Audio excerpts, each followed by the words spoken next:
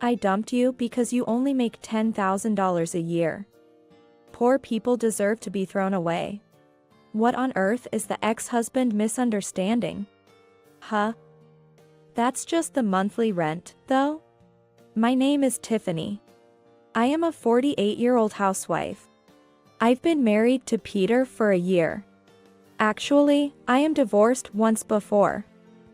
I experienced divorce at the age of 45. The man I was married to back then was really terrible. He was easily emotional and blamed me for everything. He even blamed me for his lack of promotion. And after 15 years of marriage, he suddenly demanded a divorce. I was working at the time, and we didn't have children, so I thought it was okay to divorce.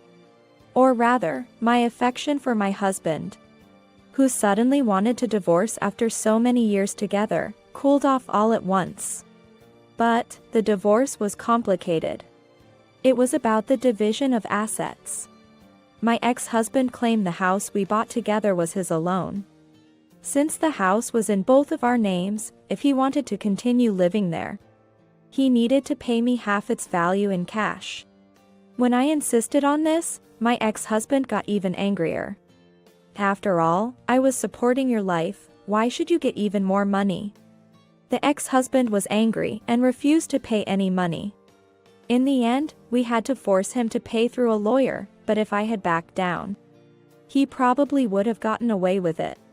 That's how much I needed to push my ex-husband to the edge to get anything from him.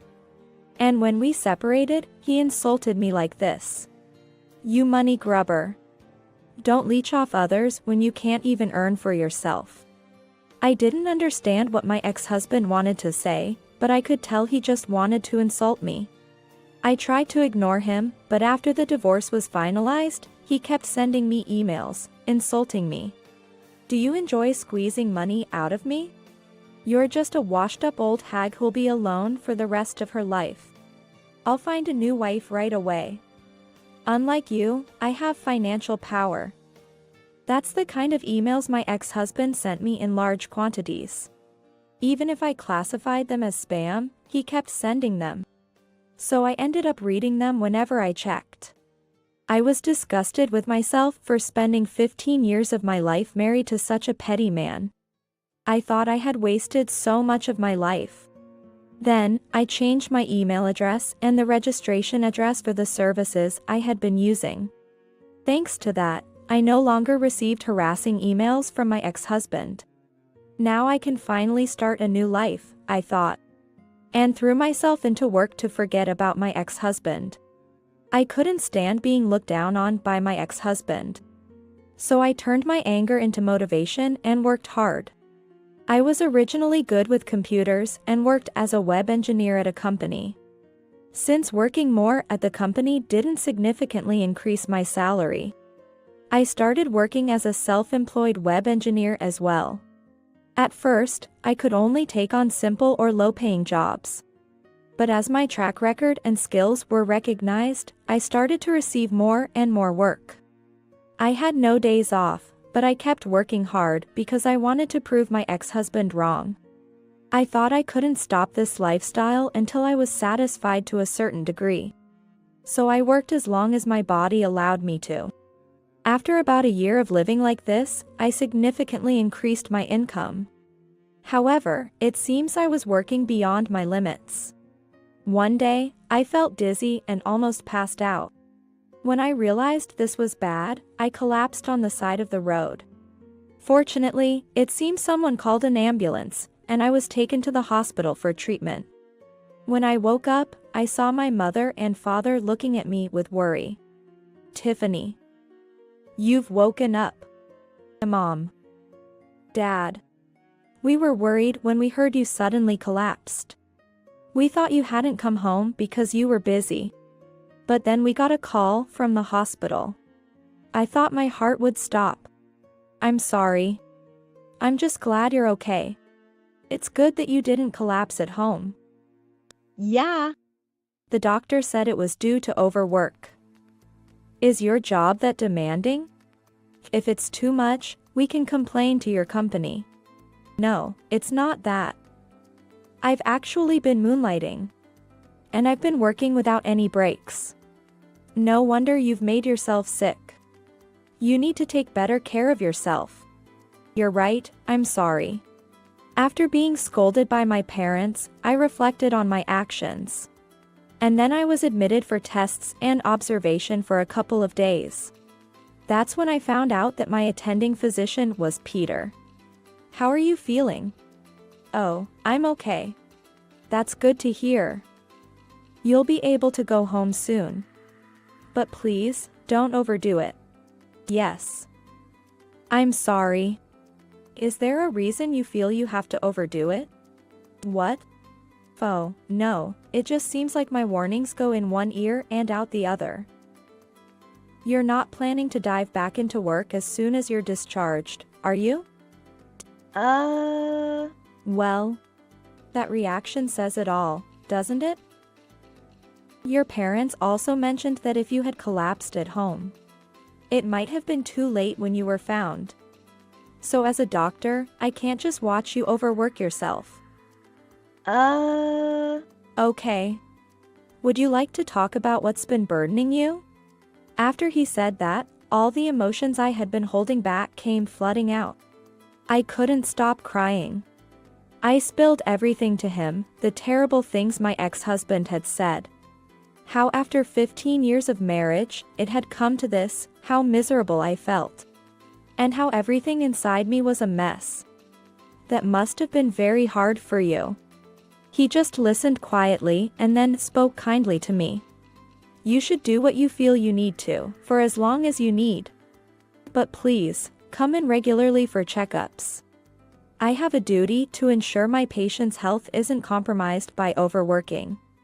Understood. I promised him that and was discharged. I continued with my main job and my side job, but I didn't work as excessively as before. I didn't want to worry him. However, I wanted to see him, so I visited the hospital about twice a month. Each time, he listened to me with a smile and kindness, making me feel as if I were attending a counseling session. Talking to him always made my heart feel relaxed. Gradually, I could feel the wounds in my heart, inflicted by my ex-husband, beginning to heal. During consultations, he would also share personal stories about himself. He too had been married once, and his wife had passed away from an illness a few years ago. He was the type to work hard beyond his limits, which led to a serious illness. That's why he couldn't leave me alone. I was really down at the time, thinking, what kind of doctor am I if I couldn't even save my own wife? So, I made a resolution that I absolutely want to save everyone I come in contact with. I see. I felt admiration for his words and beliefs. Though he was 2 years younger than me, being a doctor with a high income in his mid-40s, you'd think he'd be more interested in playing around with women or buying expensive things rather than having such passionate beliefs. As if he were a young doctor just starting out. I was drawn to him. After starting to visit the hospital, I invited him out to dinner one day, thinking that our relationship wouldn't progress from patient and doctor unless I made a move. I was incredibly nervous, but he happily accepted my dinner invitation. It was our first time meeting privately, and we had a wonderful time. He was very interesting to talk to, and being of the same generation, we had a lot in common. After that, he started inviting me out for meals and dates. And so, we began dating. I was happy to learn that love could start at any age. My time with him was truly joyful. I was happy just being with him. My parents were surprised, but very pleased to hear I had started dating the doctor from that time. I'm looking forward to hearing wedding news. No, it's too early to tell anything like that. My mother's sudden remark made me respond shyly. But I thought it would be wonderful if I could marry him. As our relationship continued for about a year, he proposed to me. I believe our meeting was fate. I want to spend the rest of my life with you. Will you marry me? Yes. Please take care of me. I was overjoyed to be proposed to. He became the person I loved the most out of anyone I had ever dated. I was happy to be getting married to such a person. It was great to be able to remarry at this age. My parents were very relieved. His parents were also very kind and good people, and they blessed our marriage. As a married couple, our life together was truly joyful and happy.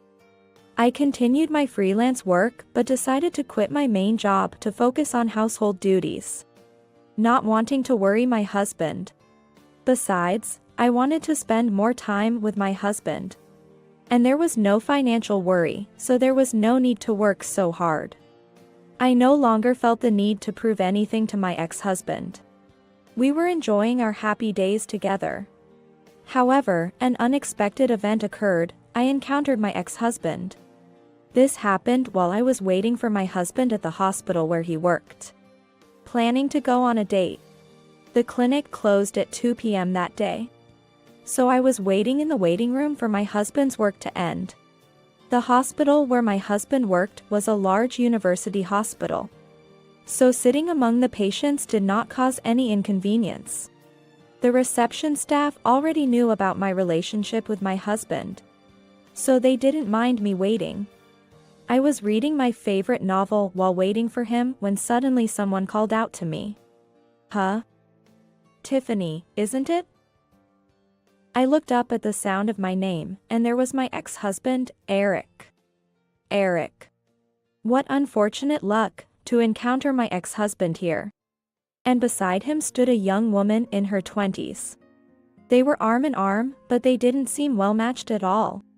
It looked more like a middle-aged man flaunting his wealth with a young hostess.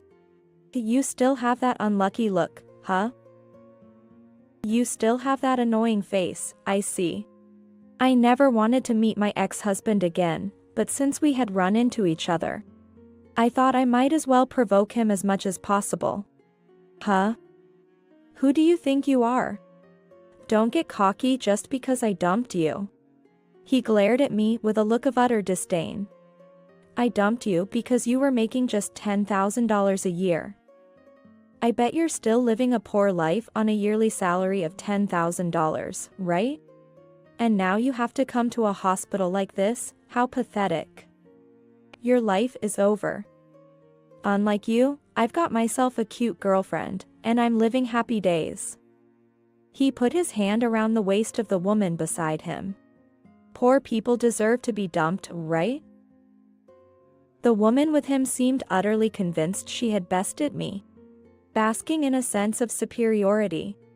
What on earth is my ex-husband misunderstanding? I'm earning far more now than he ever did. Huh? That's just my monthly rent, you know? What? My ex-husband's eyes widened at my comment. But he quickly smirked and insulted me again. Nah. That's gotta be a lie. If you're going to lie, at least make it a believable one. That's just too sad. The woman laughed along with my ex-husband. Birds of a feather flock together, it seems. It's fine if you don't believe me. As I said this, the woman next to my ex-husband pointed at my necklace, looking surprised. "Wait, isn't that a super expensive necklace? Oh, you noticed? Well spotted." I took the necklace in hand to show it more clearly to the woman. "Wow. It's real. Is it really that expensive?" he asked the woman with a skeptical look. The woman excitedly said, "This is worth at least $20,000. "What, $20,000? How come you have something so expensive?" "I make quite a lot as a self-employed engineer. That's why I can afford to live in a place with a rent of $10,000 a month." "What? But you, who used to make just $10,000 a year. You know, when we were married, you wanted me to limit my income to qualify for spousal deduction. I could have worked more. But you insisted I not neglect my duties as a housewife, forcibly limiting me." "What? No way, he's that kind of man? Domineering much?" The woman quickly distanced herself from my ex-husband's side. I saw this as an opportunity and shared a particular episode about my ex-husband with her. Domineering would be putting it mildly. He's a moral harasser. He would say things like, "I'm feeding you, I'm supporting you," in front of his entire family. And his mother would join in on the harassment. Ugh. That's the worst. I wouldn't want to be with someone like that. Besides, to limit your own ability to work and then dump you for being poor is psychopathic. That's really a no-go. The woman threw harsh words at my ex-husband. Her momentum was impressive. My ex-husband shrank more and more, looking dejected. "It seems like I can't be happy with you, so let's break up." What? After saying that, the woman left the hospital on her own. Hey, this is your fault. Huh? It's clearly your responsibility. I just warned her so we wouldn't have a second victim. Besides, you're the one who started talking to me. It's all your own doing. Shut up. You flaunting your wealth, there's got to be some trick to it, like winning the lottery. You're still inferior to me. He shouted that. This is a hospital, keep it down. Even though I told him to be quiet, my ex-husband wouldn't listen. Don't tell me what to do. But as soon as my ex-husband said that, my husband appeared. I'm sorry, but this is a hospital. Could you please keep it down? My ex-husband was taken aback when addressed by the doctor. Oh. Sorry, doctor. But, you see, I got involved in a little trouble. Trouble, you say? Yeah. This woman started bothering me. Really, some women. My ex-husband tried to shift the blame of the commotion onto me. Some woman, you say? Indeed, she can be overly dedicated to her work. Has exceptional abilities, but sometimes misses the obvious. And is quite the unique woman, isn't she? What? My ex-husband was surprised to hear the doctor start talking like that. You seem to know a lot about her. Well, she is my beloved wife. What? Wife. She was waiting for me to finish work. Then, the receptionist told me my wife was being bothered by a strange man. And who might you be? Do you have any business with my precious wife? No, I was just... Peter, this is my ex-husband. The moral harasser. Even after divorce, you tried to continue your harassment towards your ex-wife? You're quite persistent. I was just... It seemed that at this point, my ex-husband finally realized that the eyes of everyone in the waiting room were focused on him. What? I haven't done anything. If that's the case, could you please leave promptly?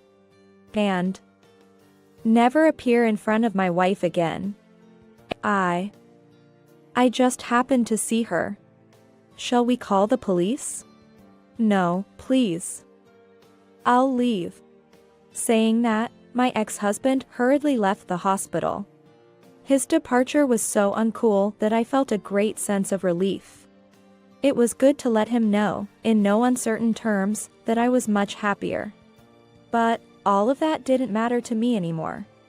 Being able to spend time with my current husband was the greatest happiness of all. I was also glad and impressed that my husband had chased my ex-husband away from me. Later on, I heard about my ex-husband from a mutual friend. Apparently, he had racked up a significant amount of debt trying to support the hostess who was with him. And after she left him, he was stuck with a huge debt. As a result, he is now a divorced, debt-ridden man in his late 40s, a rather pitiful status. Well, it's really just desserts and truly serves him right. On the other hand, I continue to spend happy days with my husband, who cherishes me the most. I look forward to creating many more joyful memories with my husband in the future.